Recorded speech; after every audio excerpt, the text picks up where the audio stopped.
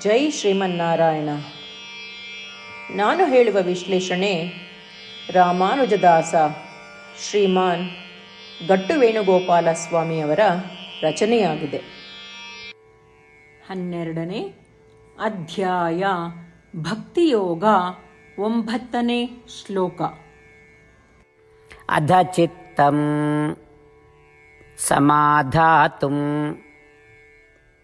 ನ ಶಕ್ನೋಷಿ ಮಯಿ ಸ್ಥಿರಂ ಅಭ್ಯಾಸಯೋಗೇನ ತತೋ ಮಾಮಿಚ್ಛಾಪ್ತುಂ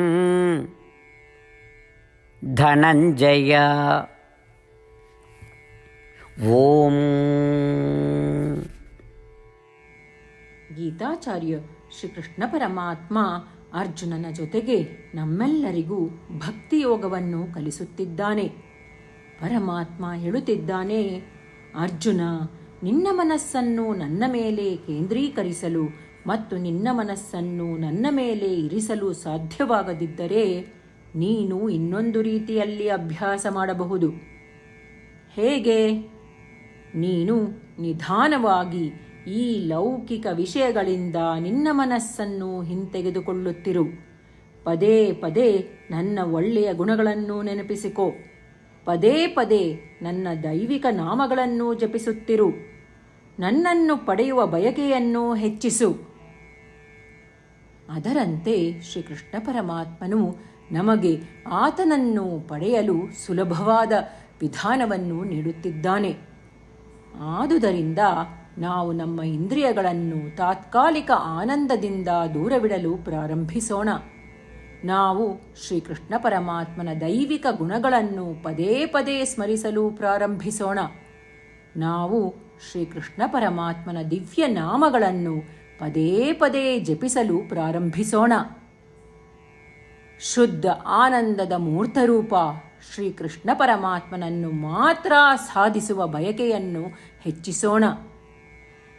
ಶ್ರೀಕೃಷ್ಣ ಪರಮಾತ್ಮ ಅಥವಾ ಶ್ರೀಮನ್ನಾರಾಯಣನಿಗೆ ಶರಣಾಗುವ ಮೂಲಕ ನಮ್ಮ ಜೀವನವನ್ನು ಸಾರ್ಥಕಗೊಳಿಸಲು ಪ್ರಯತ್ನಿಸುತ್ತಿರುವಾಗ ನಾವೆಲ್ಲರೂ ಶ್ರೀಕೃಷ್ಣ ಪರಮಾತ್ಮನ ಮಾತುಗಳನ್ನು ಶ್ಲೋಕದ ರೂಪದಲ್ಲಿ ಹಾಗೆಯೇ ಪುನರಾವರ್ತಿಸಲು ಪ್ರಯತ್ನಿಸೋಣ.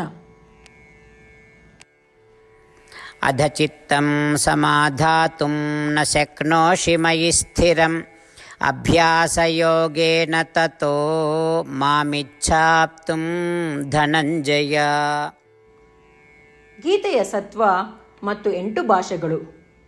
ಶ್ರೀಕೃಷ್ಣ ಪರಮಾತ್ಮ ಉಪದೇಶಿಸಿರುವ ಶ್ರೀಮದ್ ಭಗವದ್ಗೀತೆಯ ಪೂರ್ಣಸತ್ವ. ಅಧ್ಯಾಯ 18, 65ರಿಂದ 70 ಶ್ಲೋಕಗಳಲ್ಲಿ 8 ಕಾರ್ಯಗಳನ್ನು ಮಾಡಬೇಕಾಗಿದೆ. ಶ್ರೀಕೃಷ್ಣ ಹೇಳುತ್ತಾನೆ, ಈ 8 ಕಾರ್ಯಗಳನ್ನು ಯಾರು ಅನುಸರಿಸುತ್ತಾರೋ ಅವರನ್ನು ನಾನು ಪ್ರೀತಿಸುತ್ತೇನೆ. ನಾನು ಆ ಭಕ್ತರನ್ನು ಎಲ್ಲ ವಿಧದ ಮಾರ್ಗಗಳಲ್ಲೂ ಸಂರಕ್ಷಿಸುತ್ತೇನೆ. ಶ್ರೀಕೃಷ್ಣ ಪರಮಾತ್ಮ ಉಪದೇಶಿಸಿದ ಭಗವದ್ಗೀತೆಯನ್ನು ಪೂರ್ಣ ಕೇಳಿಸಿಕೊಂಡ ನಂತರ ಅರ್ಜುನ ಹೇಳುತ್ತಾನೆ, ಕರಿಷ್ಯೆ ವಚನಂ ತವ. ಇದರ ಅರ್ಥ, ಕೃಷ್ಣ, ನಾನು ನೀನು ಹೇಳುವ ರೀತಿಯೇ ಮಾಡುವೆ. ಇದೇ ಕಾರಣದಿಂದ ಶ್ರೀಕೃಷ್ಣ ಅರ್ಜುನನಿಗೆ ಎಲ್ಲ ವಿಧದ ಯಶಸ್ಸು ಮತ್ತು ವಿಜಯಗಳನ್ನು ಪ್ರದಾನ ಮಾಡಿದ. ನಾವು ಈ 8 ಕರ್ಮಗಳನ್ನು ಮಾಡುತ್ತೇವೆ ಎಂದು ಪರಮಾತ್ಮನಿಗೆ ನಮ್ಮ ಪ್ರತಿಜ್ಞೆಯನ್ನು ಮಾಡೋಣ. ಶ್ರೀಕೃಷ್ಣ ಪರಮಾತ್ಮನಿಗೆ ವಚನ ಕೊಡುವುದಕ್ಕಿಂತ ಯಾವ ಪೂಜೆ, ತಪಸ್ಸು ಅಥವಾ ಯಜ್ಞ ದೊಡ್ಡದಿಲ್ಲ. ನಾವು ಮಾಡಬೇಕಾಗಿರುವ ಈ 8 ಪ್ರತಿಜ್ಞೆಗಳನ್ನು ನಾನು ಹೇಳುವೆ. ನೀವೆಲ್ಲರೂ ದಯವಿಟ್ಟು ಮನಸ್ಸು ಮತ್ತು ಹೃದಯದಿಂದ ಯೋಚಿಸಿ. ಈ ರೀತಿ ಶ್ರೀಕೃಷ್ಣನಿಗೆ ವಚನ ಕೊಡುವುದರಿಂದ ನಾವೆಲ್ಲರೂ ಸಂತೋಷದಿಂದ ಪ್ರಕಾಶಿಸುತ್ತಿರುವ ಶ್ರೀಕೃಷ್ಣನ ಮುಖವನ್ನು ದೃಶ್ಯಕರಿಸೋಣ ಮತ್ತು ಆನಂದವನ್ನು ಅನುಭವಿಸೋಣ. ಜೈ ಶ್ರೀಮನ್ನಾರಾಯಣ. ಇವುಗಳೇ ನಮ್ಮ 8 ಪ್ರತಿಜ್ಞೆಗಳು. ನಮ್ಮ ಮೊದಲನೇ ಪ್ರತಿಜ್ಞೆ, ಹೇ ಶ್ರೀಮನ್ನಾರಾಯಣ, ನೀನು ಸೂಚಿಸಿರುವ ಹಾಗೆ ನಾನು ಸದಾ ನಿನ್ನ ಧ್ಯಾನ ಮತ್ತು ಚಿಂತನೆ ಮಾಡುವೆ.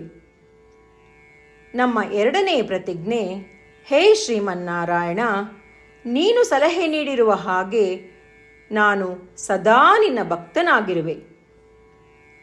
ನಮ್ಮ ಮೂರನೇ ಪ್ರತಿಜ್ಞೆ, ಹೇ ಶ್ರೀಮನ್ನಾರಾಯಣ, ನಾನು ನನ್ನ ಎಲ್ಲ ಕರ್ಮಗಳನ್ನು ನಿನ್ನ ಸೇವೆ ಮತ್ತು ನಿನ್ನ ಸಂತುಷ್ಟಿಗಾಗಿ ಮಾಡುವೆ.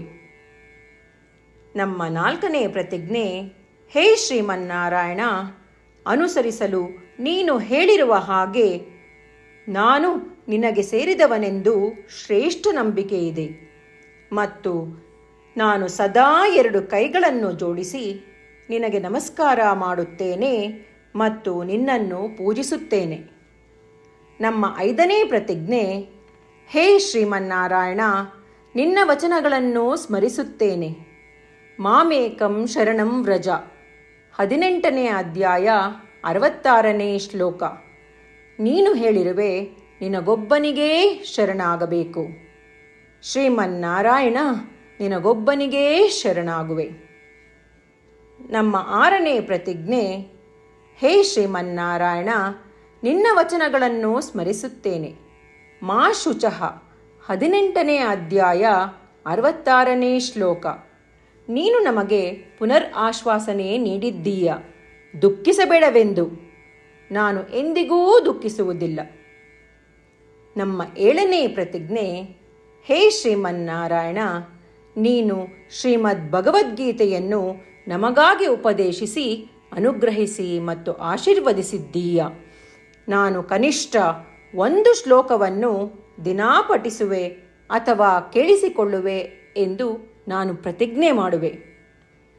ನಮ್ಮ 8ನೇ ಪ್ರತಿಜ್ಞೆ, ಹೇ ಶ್ರೀಮನ್ನಾರಾಯಣ, ನೀನು ಮನುಷ್ಯ ಸಮುದಾಯಕ್ಕೆ ಗೀತೆ ಉಪದೇಶಿಸಿದೆ. ನಾನು ನಿನ್ನ ಗೀತೆಯ ದೈವವಾಣಿಯನ್ನು ಗೀತೆಯ ಅರಿವಿಲ್ಲದಿರುವ ಭಕ್ತರಿಗೆ ಪ್ರಚಾರ ಮಾಡಲು ಪ್ರಯತ್ನಿಸುವೆ. ಹೇ ಶ್ರೀಮನ್ನಾರಾಯಣ, ನೀನು ಹೇಳುವ ಹಾಗೇ ಮಾಡುವೆ. ನಿನ್ನ ಇಚ್ಛೆಯಂತೆ ನಡೆವೆ. ನಾನು ನಿನಗಾಗಿಯೇ ಶ್ರಮಿಸುವೆ. ಶ್ರೀಮನ್ನಾರಾಯಣನಿಗೆ ದಿನಪ್ರತಿದಿನವೂ ನಾವು ನೀನು ಹೇಳಿದ ಹಾಗೇ ಮಾಡುವೆವು ಎಂದು ಮಾತು ಕೊಡುವುದೇ ಶ್ರೇಷ್ಠ ಪೂಜೆ. ನಾವು ನಮ್ಮ ಅಚಲವಾದ ನಂಬಿಕೆಯಿಂದ ಅವನಿಗೆ ನಮ್ಮ ಪ್ರತಿಜ್ಞೆ ಮಾಡೋಣ. ಶ್ರೀಮನ್ನಾರಾಯಣ, ಕರಿಷ್ಯೆ ವಚನಂ ತವ. ಶ್ರೀಮನ್ನಾರಾಯಣ, ನೀನು ನುಡಿದಿರುವ ಹಾಗೇ ನಡೆವೆ. ಸರ್ವಂ ಶ್ರೀಕೃಷ್ಣಾರ್ಪಣಮಸ್ತು. ಜೈ ಶ್ರೀಮನ್ನಾರಾಯಣ. ಅಧ ಚಿತ್ತಂ ಸಮಾಧಾತುಂ ನ ಶಕ್ನೋಷಿ ಮಯಿ ಸ್ಥಿರಂ ಅಭ್ಯಾಸಯೋಗೇನ ತತೋ ಮಾಮಿಚ್ಛಾಪ್ತುಂ ಧನಂಜಯ. ಓಂ ಅಧಚಿತ್ತಂ ಸಮಾಧಾತುಂ ನ ಶಕ್ನೋಷಿ ಮಯಿ ಸ್ಥಿರಂ ಅಭ್ಯಾಸಯೋಗೇನ ತತೋ ಮಾಮಿಚ್ಛಾಪ್ತುಂ ಧನಂಜಯ.